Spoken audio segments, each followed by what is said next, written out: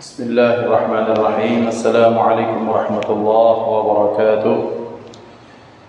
Hamdan wa syukran lillah, salatan wa salaman ala sayyidina Rasulillah wa ala alihi wa sahbihi wa man walah. La hawla wa la quwata illa billah. La hawla wa la quwata illa billah. La hawla wa la quwata illa billah. Ikhwah dimuliakan Allah Subhanahu wa taala, kita sedikit melanjutkan membahas pembahasan tentang siapa yang diberikan sedikit harta maka tak memberikan manfaat ketika sedikitnya, maka jangan diharap ketika banyaknya dia akan menjadi orang yang bermental kaya. Maka Rasulullah sallallahu alaihi wasallam bersabda, qala sallallahu alaihi wa alihi wasallam, man asbaha mu'afan fi badanihi aminan fi sirbihi indahu qutu yaumihi faka'annama hizat lahu dunya. Beliau menyatakan siapa saja yang masuk waktu pagi mu'afan fi badanihi, badannya sehat, kemudian kondisi di rumahnya aman, kemudian dia ada bekal untuk hari tersebut, makanan pokoknya, maka sesungguhnya sabda Rasulullah seolah-olah dia sudah diberikan dunia untuk dia pada hari itu. Ya, orang kalau sehat hari itu bahasa orang kita tuh masya Allah. Ya. Orang kita tuh pecah-pecah bunyi berorewe, awak waras, ada beras, kemudian ras-ras yang lain ya. Itu kan menunjukkan bahwa itu pengamalan hadis loh. Pecak berore bae, pecak cak serius, padahal itu sedang serius. Orang kalau sudah badannya sehat, maka makan apabila lemak, apalagi sedang lapar. Makan nasi sambal 3 pacak 2 pereng kira-kira, sedang lapar. Tapi kalau sedang sakit, nak diajak makan di mana, dinjuk makanan harga semenunya itu berapa ratus ribu, tetap tak enak. Maka ternyata ketika orang diberikan kesehatan pada hari itu, diberikan rasa aman pada hari itu. Aman di sini maksudnya aman kondisinya, tak terjajah. Kemudian aman di sini diberikan kenyamanan oleh Allah Subhanahu wa taala. Kemudian aman di sini dijadikan rumahnya tak ada masalah, tak ada cekcok dengan orang rumah misalnya. Itu sudah aman. Orang nak dia kiai, nak dia ustaz, nak dia pemuka agama, mau dia presiden, mau dia siapapun, kalau sudah cekcok dengan pasangan hidupnya, suntuk dia. Apapun kadang jadi tak benar lagi. Kalau dia pemimpin mau tekan kontrak nanti salah, ngobrol ngomong salah, karena posisi kondisi psikologisnya sedang tak baik-baik saja. Tapi hari itu ternyata dia sehat, mentalitasnya bagus, rumahnya aman, tentram, ditambah lagi hari itu ada makanan pokok yang bisa dimakan, sudah cukup kata Rasulullah, sudah dinjuk setetak dunia. Awak waras, aman, buntu, tak naruh beras, bingung juga kita. Nah, ikhwan dimuliakan Allah, jadi ternyata 3 hal ini, tapi terkadang ketika Allah sudah berikan 3 hal ini, karena mental dari awal tak pandai terima kasih kepada Allah, terus melihat ke atas, melihat ke pucuk, dinjuk nasi goreng, nak nasi padang, dinjuk nasi padang, nak nasi dari Cina misalnya, dinjuk mie rebus, nak mie goreng, dinjuk mie goreng, kurang telurnya, terus mah itu, tak pernah merasakan kenyang, tak pernah merasakan puas. Yang maiko jinabui suapi dengan tanah, selesai. Maksudnya ketika dia sudah meninggal, baru keinginan-keinginan itu akan terhapuskan.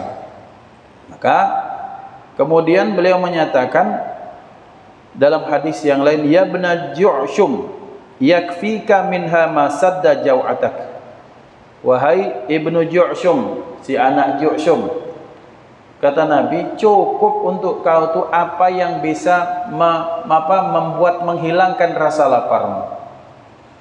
Wa wara aurataka, kemudian kamu punya pakaian yang dengan pakaian itu tertutuplah auratmu. Wa in kana baitun yuwarika fadaka, dan jikalau engkau punya rumah yang rumah itu kemudian memberikan kamu bisa pacak mandi, ganti baju, pacak meluruskan pinggang bahasa kita, sudah mantap kata Rasulullah. Wa in kanat dabbatun tarkabuha fabakh. Beliau menyatakan kalau kamu ada kendaraan, ada keledai kah, ada kuda kah, wah itu sudah bonus yang sangat mantap sabda Rasulullah. Jadi ada makan yang dimakan hari itu untuk menghilangkan rasa lapar. Ada pakaian-pakaian tersebut yang mampu menutup aurat. Mau mahal mau miskin yang penting aurat ketutup. Ini kan banyak mahal-mahal malah tak ketutup auratnya. Makin singkat roknya, makin pendek bajunya, ditutup-tutup kejenggotan dado misalnya, dibiarkan di dado, pusatnya kelihatan, harganya juta-juta. Nah itu yang seperti itu tak menutup aurat. Maka hati-hati kata Rasulullah. Yang penting kamu ada yang kamu dimakan hari itu, ada untuk menutup auratmu, punya rumah untuk meluruskan pinggangmu, kamu sudah jadi raja Nabi. Ada bonus, ternyata ada kendaraan yang bisa kamu kendarai. Masya Allah sabda Rasulullah, bakhun itu mana ya bahasa kita, Masya Allah, kira-kira sudah sangat mantap, sudah sangat oke, sudah ajib bin mujib. Maka falitul khubzi wa ma'ul jarri wa ma fawqa dhalika hisabun alaika.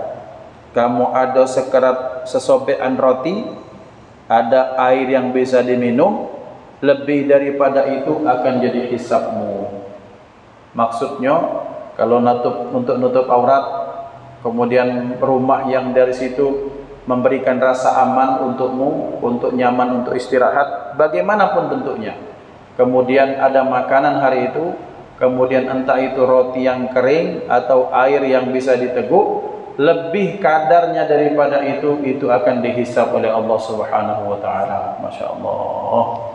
Allah kebanyakan hisabnya ya, minta dimudahkan oleh Allah Subhanahu wa taala. Ikhwan dimuliakan Allah Subhanahu wa taala. Sekarang makna kemudian mengamalkan ilmu itu apa? Mengamalkan ilmu itu artinya ilmu yang intifa, manfaat itu adalah ilmu yang satu dimanfaatkan untuk dirinya. Yang kedua ilmu yang kemudian dia berikan manfaat lewat pengajarannya, penyampaiannya kepada yang lain. Orang kalau ada ilmu disimpan-simpan itu rugi. Karena untuk mendapatkan ilmu ini kan syaratnya banyak, durasinya panjang. Maka tidak disebut sebagai ulama kalau dia tak mengamalkan ilmu atau dia tak mengajarkan ilmunya. Maka dalam salah satu maqalah dinyatakan man alima thumma amila thumma 'allama yud'a atau yunada 'aziman fi malakutis sama. Dalam Injil perkataan Nabi Isa itu seperti itu. Barang siapa yang punya ilmu, dia mengamalkan ilmunya, dia ajarkan, maka yunada 'aziman atau yud'a 'aziman. Ini orang akan dipanggil sebagai orang yang azim. Siapa azim? Orang yang hebat, orang yang agung di kerajaannya langit oleh Allah. Raja-raja dunia itu siapa? Yang disebut sebagai raja dunia itu punya ilmu, dia ngamalkan, terus dia mengajarkan ilmu tersebut, maka itu disebut sebagai azim, sebagai para pembesar-pembesar dunia. Yang memanggilnya siapa? Ya para nabi, para malaikat, di alam arwah, di alam malakut. Maka ikhwan dimuliakan Allah Subhanahu wa taala, betapa pentingnya kita punya ilmu, karena dengan ilmu, lagi-lagi kita ulangi tak pernah bosan, dengan ilmu maka amalan kita terselamatkan dari batal atau tidak sah. Yang kedua, dengan ilmu maka amalan kita naik kualitasnya di depan Allah Subhanahu wa taala. Dengan ilmu maka kita bisa memberikan manfaat kepada orang banyak. Dengan ilmu maka kita bisa mewariskan sesuatu yang sifatnya abadi. Orang mewariskan harta perpindahan, ini benda, ini saya punya harta, anggaplah ini misalnya ini misalnya emas 0,5 kilo. Ini emas saya serahkan, saya wariskan, dibagi 7 kepada anak. Dari 1 dibelah, dapat berapa gram, selesai. Nanti dia itu dibelanjakan, selesai, lenyap dari tangan saya, hilang. Kemudian ketika dibelanjakan oleh anak waris saya itu hilang, diterima orang, dibentukkan apa juga hilang. Tapi ilmu ketika diberikan dari si ke otak kepada kepala, yang di sini masih ada, di kepala sini masih ada, di tempat yang lain juga masih ada. Itulah ilmu ya ikhwan. Maka kita memberikan manfaat kepada ilmu selain mengamalkan, maka kita ajarkan, kita sampaikan. Man amila bima alima warathahu Allahu ilma ma lam ya'lam atau kama qala Rasul. Siapa yang mengamalkan satu amalan, satu perbuatan, yang satu perbuatan itu dilandasi dengan ilmu, maka Allah, niscaya Allah akan mewarisinya, memberikan kepadanya ilmu yang sebelumnya dia tak tahu. Maka isyarah-isyarah inilah yang ditunjukkan kepada kita betapa banyaknya karangan Al-Imam An-Nawawi, betapa banyaknya karangan Al-Imam Ibn Al-Qayyim Al-Jauzi, betapa banyaknya karangan Al-Imam Asy-Syafi'i, betapa banyaknya karangan ulama-ulama yang besar zaman dahulu yang usianya cuma sampai 60-70 tahun, tapi karangannya sampai berpuluh-puluh jilid. Itu kan luar biasa. Ibnu Hajar Al-Asqalani misalnya, Ibnu Hajar Al-Haytami, itu adalah orang-orang yang hebat. Misalnya ulama-ulama yang lain dari segala mazhab. Kenapa? Karena mereka punya ilmu, dia beramal sesuai dengan ilmunya, maka Allah berikan ilmu yang baru. Allah cerdaskan, Allah tambahkan bonus ilmu yang baru.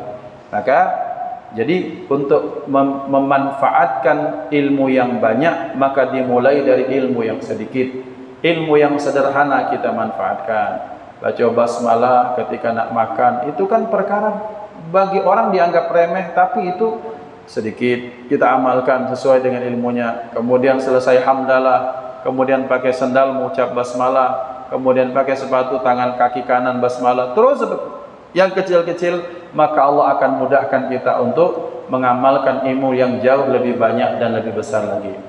Hakadha wabillahi taufiq. Nakhtatim, kita cukupkan, mudah-mudahan manfaat, mudah-mudahan jadi kebaikan untuk kita, orang tua, para guru, kebaikan untuk diri kita, keluarga dan seluruh keturunan. Apa yang kita pelajari, kita niatkan untuk kita amalkan, pun kita niatkan untuk kita sampaikan kepada semuanya insyaallah. Mudah-mudahan sekali lagi Allah meridai segala apa yang kita lakukan, dan Allah memaafkan, Allah mengampuni segala dosa dan kesalahan. Kita tutup dengan kafaratul majlis. Subhanallahi wa bihamdihi, subhanakallahumma wa bihamdika, asyhadu an la ilaha illa anta, astaghfiruka wa atubu ilaik. Wassalamu alaikum warahmatullahi wabarakatuh.